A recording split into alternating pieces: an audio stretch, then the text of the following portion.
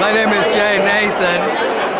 I'm being a Fulbright American Scholar, and I love the Fulbright concept, and I've been transformed by the Fulbright experiences in several countries. And I believe when people in countries and cultures, they engage and work for peace, and they can learn from each other. And Fulbright is a big part of my life, and it promotes peace and prosperity and also better understanding among peoples in the world. And thank you very much. Hi, my name is Melda Yıldız.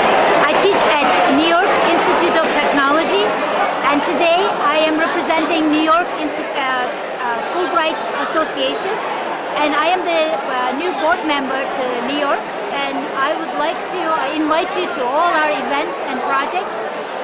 Fulbright, as a Fulbright scholar to Azerbaijan and Turkmenistan, I welcome you in the languages of all the countries and all the cultures that represented here at the Fulbright diplomatic reception event.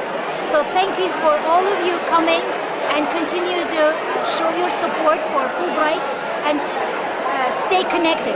As Dr. Neil deGrasse Tyson says, we are all connected to each other biologically, to Earth chemically, to the rest of the universe atomically.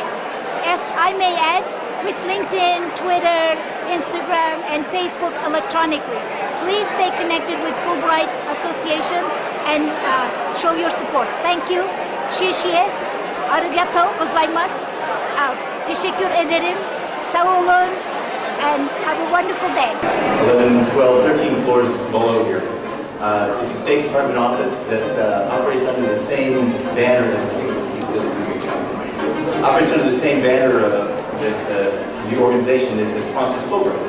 So the Education and Cultural Affairs Bureau takes care of two major programs. One is the International Visitor Leadership Program, which we run, and then one is Fulbright, which you've experienced. So, here we go, it's much better.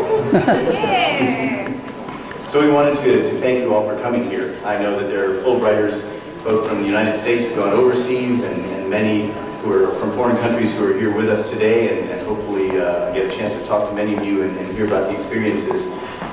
I know that this is a wonderful program, one of the best that the federal government runs. And so we're glad that all the Fulbrighters could be here, and then friends of Fulbright from various organizations. And I know there's a very healthy representation from the diplomatic community as well, and we welcome you. Look forward to the chance to share some notes, but thank you very much for making time to come and see us today. I wanted to talk a little bit, very briefly, about the program that we run, because we envision a role for you guys in it. The United States government sponsors about 5,000 people a year to come to the United States on what's known as the International Visitor Leadership Program. How many of you are familiar with it? Yeah, that's not a real high batting average. A few. Well, it's one of the better ones that we do. It identifies up-and-coming professionals, usually between about 25 and 40, who have shown great promise in their fields, little United States experience typically, and brings them, usually with about 24 people from around the world, who are their peers in the same profession, brings them to the United States for about 3 weeks to have them meet with their U.S. counterparts in very intense series of professional meetings. We really pretty much run them ragged, actually, from about 8 o'clock in the morning until 5 o'clock at night with a very intense schedule of meetings. The trip usually encompasses 4 to 5 U.S. cities, so 3 or 4 days at a time, and then travel and weekends off. And then the object, of course, is to create an international network for those people, and then also to create a U.S. network with which they can cooperate. So what we hope comes out of that is prosperity and familiarity for all involved. Opportunities to find research partners, opportunities to open businesses in other areas. If your area is volunteerism and organizations with which you might work, if it's investigative journalism, then techniques and databases with which you're unfamiliar, on which you might be able to draw. So it's one of the best things we do. When I'm overseas, I'm a foreign service officer, oftentimes I'm at events like this, and somebody will sidle up to me and say, "You're the guy from the U.S. Embassy? You know, I did this program years ago, one of the most amazing things that I did. Changed my whole view of the United States, changed my career path." You know, that's very much what we hope for. But to do that, we need contacts in all of the cities to which we bring people who are, professional contacts who have much to share and are willing to engage in those conversations with those folks. And because we're believers in Fulbright, and because we understand what your skill sets are, we're certainly hoping that you'll be a vital group that can be part of those conversations.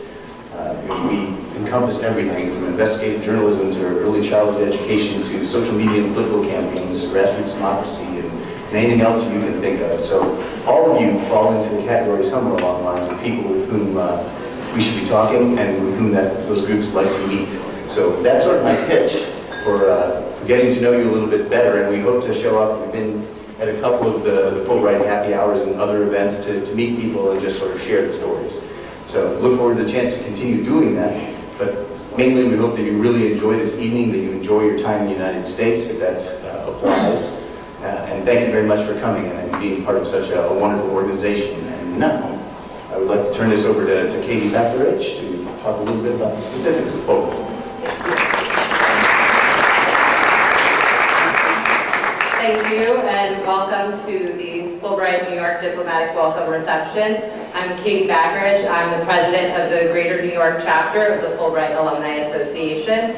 This evening's event, we're honored to welcome the newest Fulbright grantees to New York, as well as distinguished guests from the diplomatic community. There are over 80 countries represented here this evening, both by current grantees and our alumni community, which makes us one of the most diverse and vibrant Fulbright communities in the world. I would like to just take a few minutes to acknowledge individuals and institutions who made this event possible. John Vance and his team, Monica Shee and Sandra Khalil from the Department of State's New York Program Branch. They've worked hard out of their job descriptions to help us put on this event. I'd like to thank the government of Flanders, whose representatives are here this evening, who have generously donated the delicious Belgian beer that you are all enjoying. So we thank them for their support, not only tonight, but their ongoing support of our chapter and our programming. We truly value your commitment to the Fulbright New York community, and thank you. I'd like to thank Ted Steinebach, who is the caterer, and his team and the servers here this evening.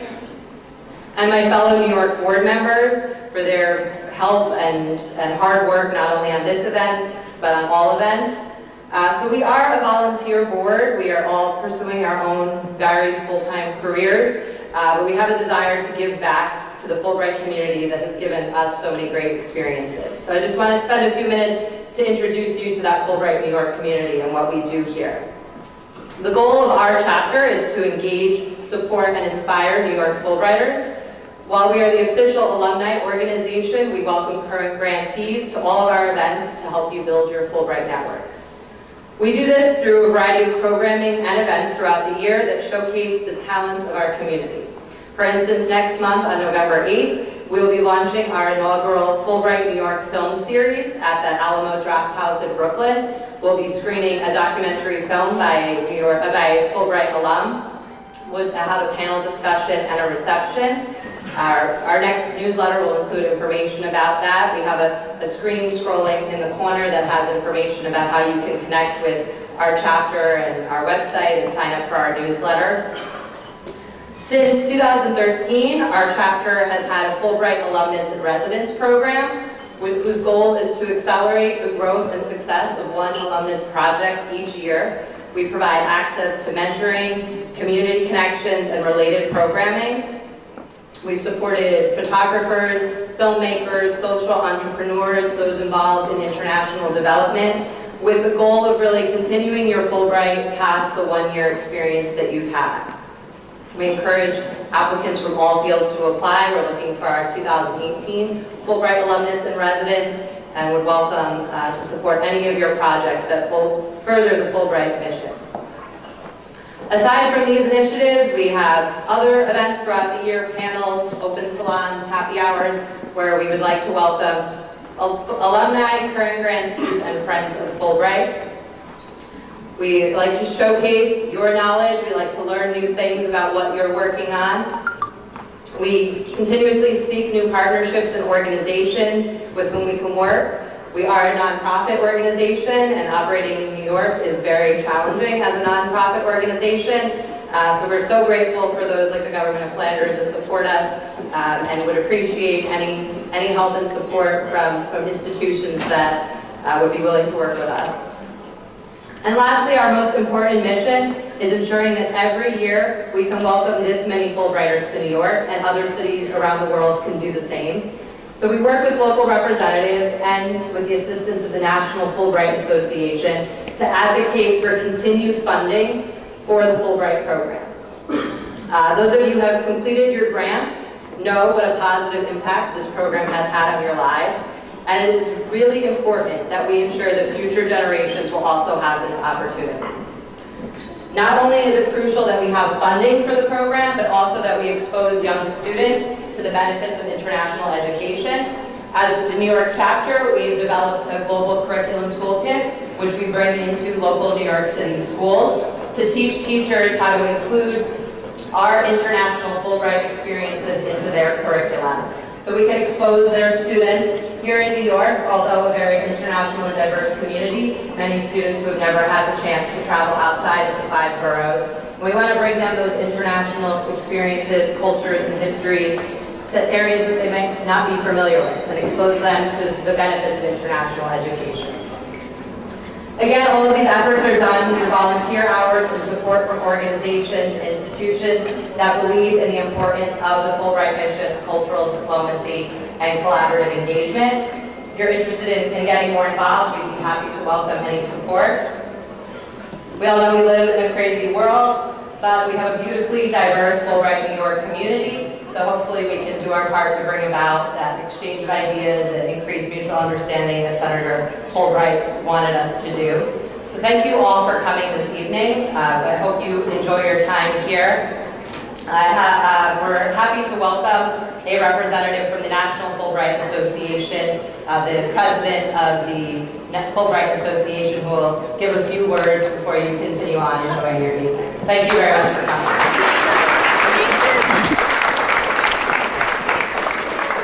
Thank you so much. This will only be really a few words. I don't have anything particularly prepared. I'd like to thank Josephine Dorado and Katie Becker for leading this effort on the event tonight. I'm the secretary of the Fulbright Association in Washington. I live here in New York, and I'll be president-elect in January. I'd like to recognize Dana Glick. Dana Glick is on our national board. Jay Nathan is on our national board. You should raise your hands, Dana and Jay, if you were there. Okay. Allison Gardy, she's also on our national board, who's attending this meeting. And I'd like to recognize staff from the national office, Allison Adland and Shaz Akram. Raise your hand, please. Okay. We have, the national organization does a lot of lobbying for Fulbright. We work with executive directors in countries overseas. They help us lobby for Fulbright. We think that the program is important, and we're happy that in the current year, despite all the news you may have heard, we've got an increase in funds available for the program, thanks to good, solid lobbying, of which I helped take part, and others that I mentioned certainly took part. We have a national meeting coming up next month in November in DC, and I encourage you to come. If you want to just come, you can talk to me about it on the rate. And next year we have a national meeting in Mexico, which you're also welcome to come. But after our national meeting in November, we're going to be doing a full day of lobbying for this program. We encourage you to join that effort, no matter what country you're from. We've had consul generals from other countries assist us in lobbying in Congress for this effort. And by the way, the lobbying works. So thanks for having me here. Thanks for this wonderful event.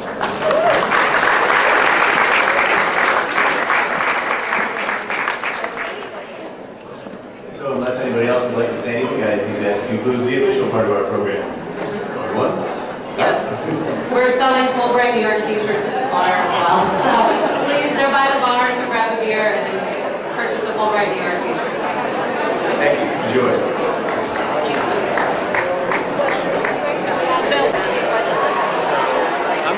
I've heard it's almost 50%, 50% budget cut for their. That's what they intended. But last year, in the current year, they intended to do